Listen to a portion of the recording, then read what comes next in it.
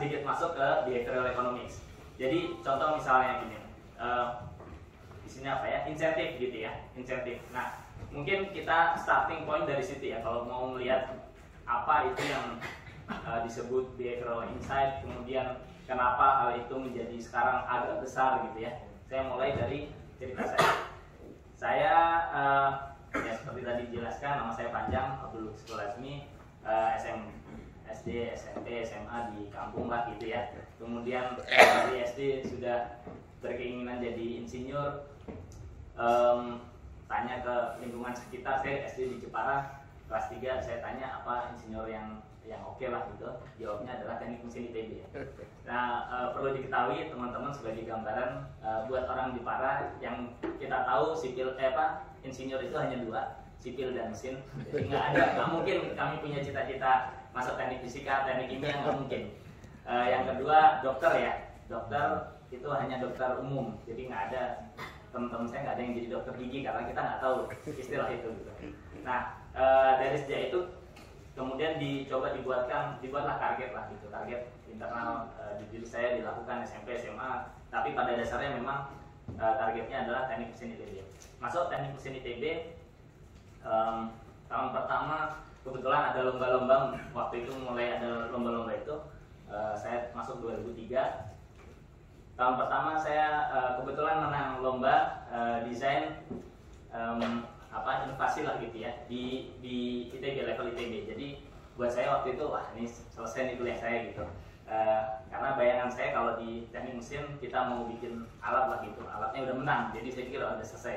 Nah setelah alat itu selesai, cobalah kita masuk ke tahap berikutnya, marketing dan lain-lain lah. Saya kan berpikir ya kalau misalnya ternyata karena waktu lomba itu yang ikut lomba kan banyak ya, masing-masing punya desain yang bagus-bagus gitu, barangnya macam-macam, sangat beragam. Waktu itu yang cukup terkenal karena banyak kecelakaan kereta api, ada yang bikin bagaimana kalau kecelakaan tidak ada korban jiwa misalnya gitu, itu kan sulit gitu. Tapi ternyata di pelaksanaan di lapangan masih jauh sekali, saya merasa kira-kira gitulah, sehingga perjalanan saya perlu dilanjutkan gitu. Singkat cerita, ambillah S2 hukum bisnis. Agak jauh, tapi memang waktu itu kita quote-unquote bermasalah dengan hukum. Ketika ada aturan seringkali tidak terkait langsung dengan kondisi di lapangan, sehingga beberapa dosen menyarankan saya masuk hukum bisnis. Setelah lulus, masuklah ekonomi.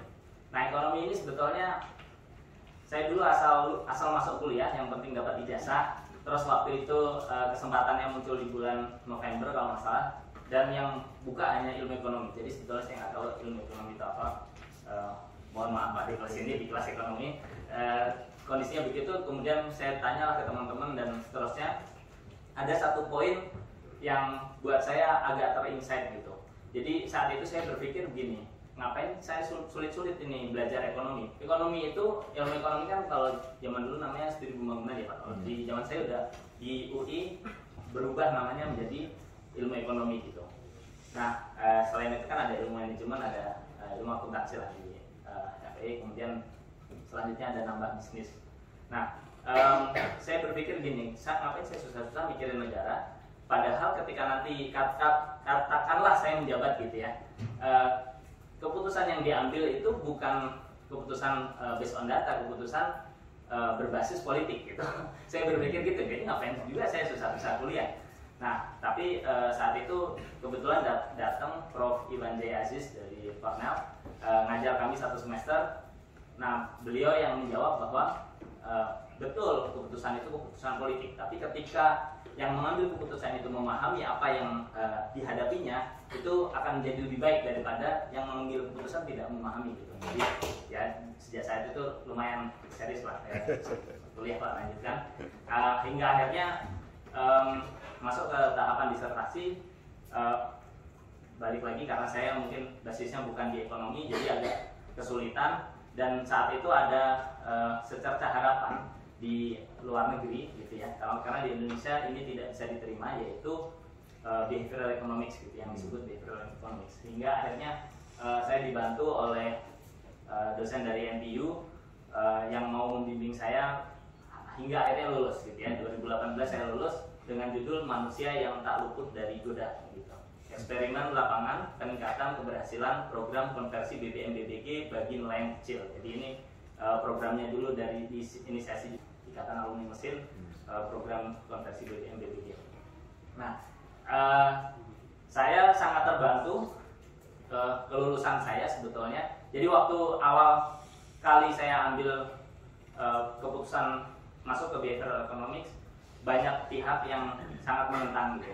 Tapi kebetulan di tahun 2017 Richard Taylor menang Nobel, kemudian dilanjutkan 2019 Banerjee dan Duflo juga Kramer ini menang Nobel yang sangat erat kaitannya dengan behavioral economics, sehingga kelulusan saya agak berharga.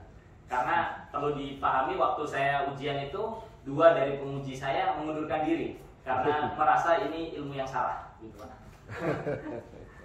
Oke. Ya, yang sebelumnya ini garis besar, tapi ada baiknya saya ceritakan dulu runut satu persatu.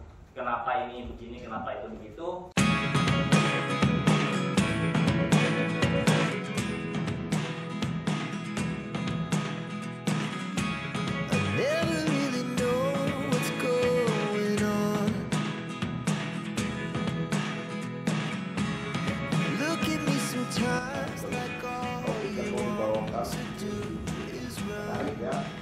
Behavioral economics yang dekat dengan psikologi ya.